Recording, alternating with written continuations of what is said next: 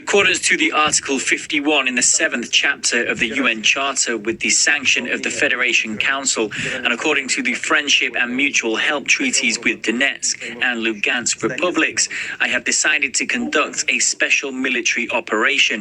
The goal is to protect the people who for 8 years suffer bullying and genocide from the Kiev regime. And for this we aim for the demilitarization and denazification of Ukraine. We'll bring to the court those who committed multiple sanguinary crimes against civilians, including Russian citizens. We do not plan to occupy Ukrainian territories. PSL statement: NATO expansion must end to guarantee peace in Ukraine, by the Party of Socialism and Liberation, February 22nd. The crisis in Ukraine dramatically escalated over the course of the last week, culminating in yesterday's recognition of Donetsk and Luhansk People's Republic by Russia and the subsequent deployment of Russian troops into these areas. The United States and European powers are now rolling out sanctions targeting Russia, including Germany's suspension of the critical Nord Stream 2 gas pipeline. The sanctions announced so far by the Biden administration in particular targets the financial sector, sanctioning 2 major Russian banks and prohibiting people and institutions in the United States from buying Russian government debt. These same states continue to threaten unleashing, quote, unprecedented, end quote, sanctions in the event of a further escalation, which would aim to cut the country off from the world economy and cause tremendous suffering among ordinary Russians. Many ruling class figures in the United States are even demanding that such sanctions be imposed now preemptively. An emergency session of the United Nations Security Council was held last night, where the United States and its allies condemned Russia, and the Russian representative defended its actions. The representative from China stated, quote, all parties concerned must exercise restraint and avoid any action that may fuel tensions. We welcome and encourage every effort towards a diplomatic solution and call on all parties concerned to continue dialogue and consultation and seek reasonable solutions to address each other's concerns on the basis of equality and mutual respect, end quote. India, which has a close relationship with Russia, also issued essentially a neutral statement at the Security Council. The governments of Syria and Nicaragua have supported Russia's move. The US government condemned the recognition of Donetsk and Luhansk as a violation of the sovereignty of Ukraine, viewing the deployment of Russian soldiers as a foreign occupation of Ukrainian territory against the wishes of the government. It is hard to imagine a more hypocritical position coming from the country's most infamous around the world for its constant invasions and occupations of other nations. Right now, in Syria, for instance, the Pentagon has soldiers deployed in separatist-controlled areas of the north, despite clear opposition from the internally recognized government. Exactly the same thing as the United States accuses Russia of in Ukraine. Since the breakup of the Soviet Union and the socialist camp of Eastern Europe, the imperialist NATO military alliance has steadily expanded eastward, absorbing 14 formerly socialist states between 1999 and 2020. 3 of these countries, Latvia, Lithuania, and Estonia, were formerly republics of the Soviet Union itself. The expansion of a hostile military alliance right up to Russia's border was rightfully viewed as a dire threat, but worst of all would be if Ukraine followed suit. Ukraine was the second largest republic in the Soviet Union after Russia, shares a 1,200-mile border with Russia, and has historically been an invasion route for Western European armies marching into Russia. The government brought to power by the 2014 coup in Ukraine was determined to join NATO, and the United States and its allies provided the coup with military, economic, and diplomatic support. The immediate roots of the current crisis can be traced back to this coup that overthrew the government of Viktor Yanukovych, which was pursuing a neutral foreign policy that sought positive relations with both Russia and the West. A protest movement emerged in 2013 with the full backing of the United States. High-level State Department official Victoria Nuland even famously toured a protest site and handed out cookies to anti-government demonstrators. Back in December, it was the stomachs of protesters that Ms. Nuland helped fill as she walked around Kyiv's Independence Square handing out snacks. Now, for many, this scene put an entirely new twist on international meddling. You see, in recent years, the U.S. has cemented its reputation in siding with anti-government opposition movements taking place in sovereign countries such as Tunisia, Egypt, Libya, and Syria. But in the case of Ukraine, U.S. officials are actually flying over the Atlantic to visit and possibly strategize with pro-European Union protesters, a power play that critics say Washington would condemn if the roles were reversed. Well, here's one regular guest at protests around the world, John McCain. The U.S. Senator has been known to the Ukrainian public since his first appearance at the so-called Orange Revolution a decade ago. And his interest in the post-Soviet space didn't end there, getting a welcoming hug from the president of Georgia, Mikhail Saakashvili, during its war with Russia. And here he is at the heart of the Arab Spring in Cairo, also lending a helping hand to the Libya uprising and most recently visiting a Syrian refugee camp in Turkey. The doctrine of limited sovereignty. With the United States' so-called benevolent global hegemony, there is no border. Every nook and cranny of the world, every spot of the world is a legitimate target for the Nulands of this world to come and intervene. She came in December to distribute cookies to the demonstrators. And can we imagine, as your previous interviewer said, a Russian foreign ministry official coming to the United States or any other place in the world to do likewise? So what I'm surprised about is that the Ukrainian government, having made all sorts of concessions to the demonstrators and the opposition, is allowing this sort of thing to happen. Well, Victoria Nuland is up to no good. Several weeks later, a conversation between Nuland and U.S. Ambassador to Ukraine, Jeffrey Pyatt, was leaked in which Nuland and Pyatt were discussing in detail which opposition figures should play what role in the future Ukrainian government. So that would be great, I think, to help glue this thing and have the UN help glue it. And, the EU. But that is exactly what reportedly happened between U.S. Assistant Secretary of State Victoria Nuland and U.S. Ambassador to Ukraine, Jeffrey Pyatt. I don't think Klitsch should go into the government. I don't think it's necessary. I don't think it's a good idea. In terms of him not going into the government, just let him sort of stay out and do his political homework and stuff. I'm just thinking in terms of sort of the process moving ahead, we want to keep the moderate Democrats together. The problem is going to be Tony Book and his guys. And, I'm sure that's part of what Yanukovych is calculating on all of this. I think Yats is the guy who's got the economic experience, the governing experience. He's the guy, what he needs is Klitsch and Tony Book on the outside. He needs to be talking to them 4 times a week. I just think Klitsch going in, he's going to be at that level working for Yatsenyuk. It's just not going to work. There is a suggestion for Nuland to contact Klitschko directly to play to his top dog sensibilities, while Nuland refers to getting the United Nations involved in a political solution. And that's where the unfortunate comment arises. I'm obviously not going to comment on private diplomatic conversations, other than to say it was pretty impressive tradecraft. The audio was extremely clear. Hello, how are you? Good to see you. We're here from America. Would you like some bread? Please take something. Thank you for coming here.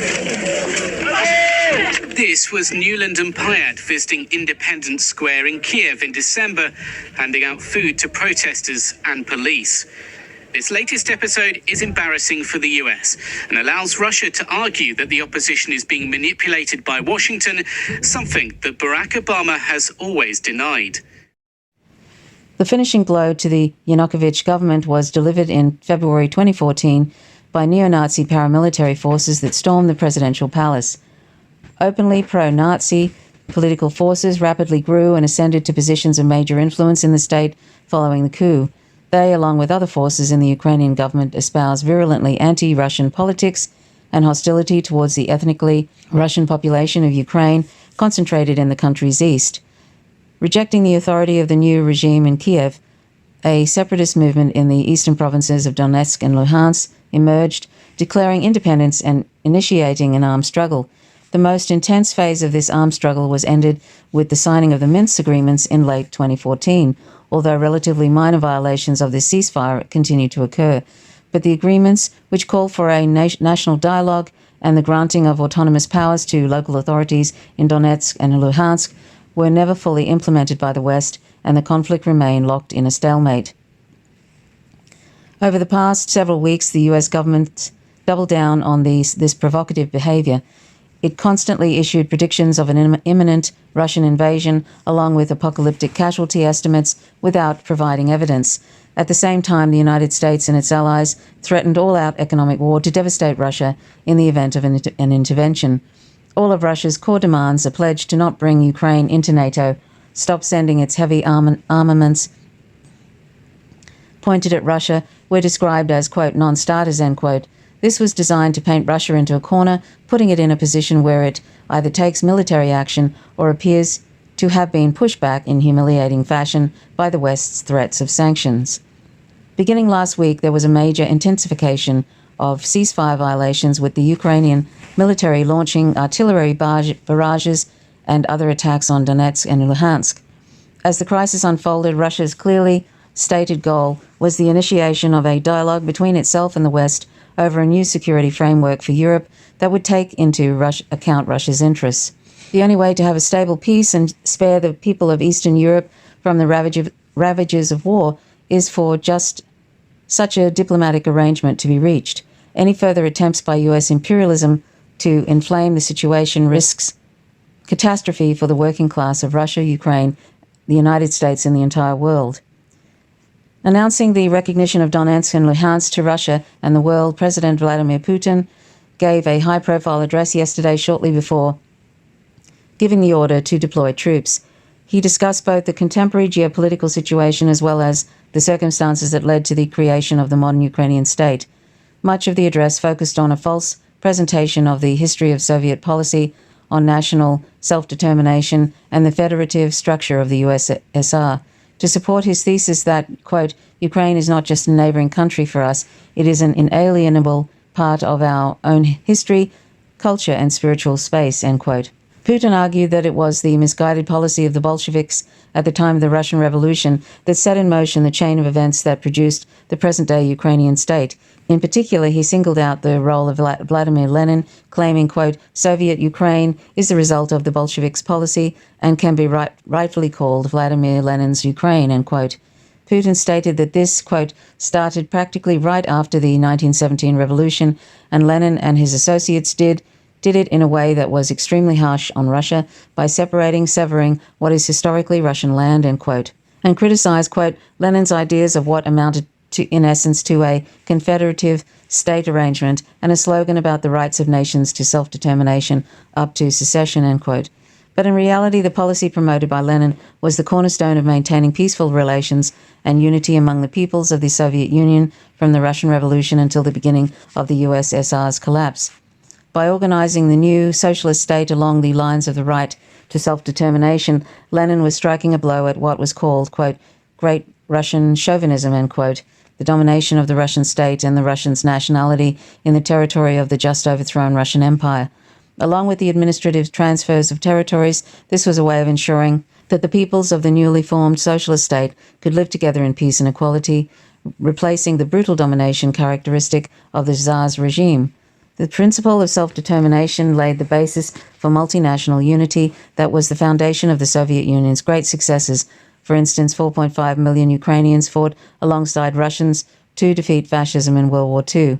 The implementation of the Soviet policy on nationalities was a highly complex process, taking place in a period of profound turmoil and civil war.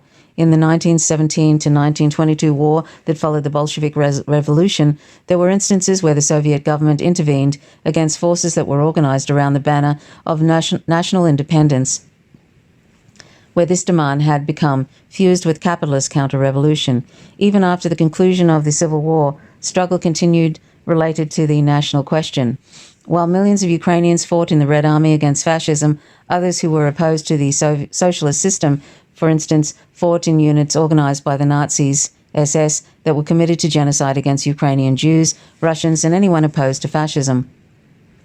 But the remarkable transformation of Russia from a, quote, prison house of nations, end quote, where oppressed peoples suffered under chauvinist rule of the Russian Tsar, into a federation with enshrined rights for each republic would have been impossible had it not been for Lenin's policy on the national question.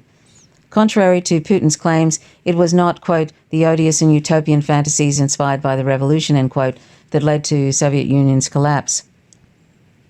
While it is true that revolutionary nationalist movements that emerged in the USSR in the 1980s were, quote, not based on any expectations or unfulfilled dreams of the Soviet peoples, but primarily the growing appetites of the local elites, end quote, ultimate blame for the destruction of the Soviet Union rightly rests on the shoulders of the capitalist restorationalist faction within the Communist Party of the Soviet Union. In fact, it was the Russian President Boris Yeltsin who illegally and unilaterally dissolved the USSR in 1991 by signing the Bolshevik Accords. The breakup and overthrow of the USSR was the biggest setback ever for the working class, including in Russia and Ukraine, and for the movement around the globe fighting for independence from colonialism and imperialism, being the product of the first effort by the working class to build socialism. The USSR, of course, also grappled with many defects and problems. All socialists hope for the re-establishment of peaceful relations between the peoples of the Soviet Union, a peace that was shattered by the restoration of capitalism. But aside from the question of ethnicity and nationality in the states of the former Soviet Union, there is a clear justification from a geopolitical standpoint of why Russia feels existentially threatened by the actions of the West in Ukraine. The plight of ethnic Russians suffering under the nationalist government of Ukraine is an important factor in Russian decision-making and generates significant internal political pressure on the Russian government to act decisively. But the overarching geopolitical concern motivating Russia is the expansion of the NATO military alliance. The very existence of NATO poses a grave threat to peace around the world. NATO was established in 1949 at the onset of the Cold War with the purpose of grouping all the major imperialist powers together in preparation for a future war to destroy the Soviet Union. Since the fall of the USSR, it has reoriented as an anti-Russia alliance in line with the, quote, great power competition, end quote, doctrine of the United States that seeks a new Cold War. It has also been used to wage war on the peoples of the former Yugoslavia, Afghanistan, and Libya. There is nothing, quote, defensive, end quote, about NATO. It is a tool for war and aggression. The abolition of NATO would both resolve the explosive tensions in Eastern Europe and represent a historical step towards world peace. There is no legitimate reason for this bloc to exist. No nation is threatening to attack the United States and Western Europe, or could realistically pose such a threat.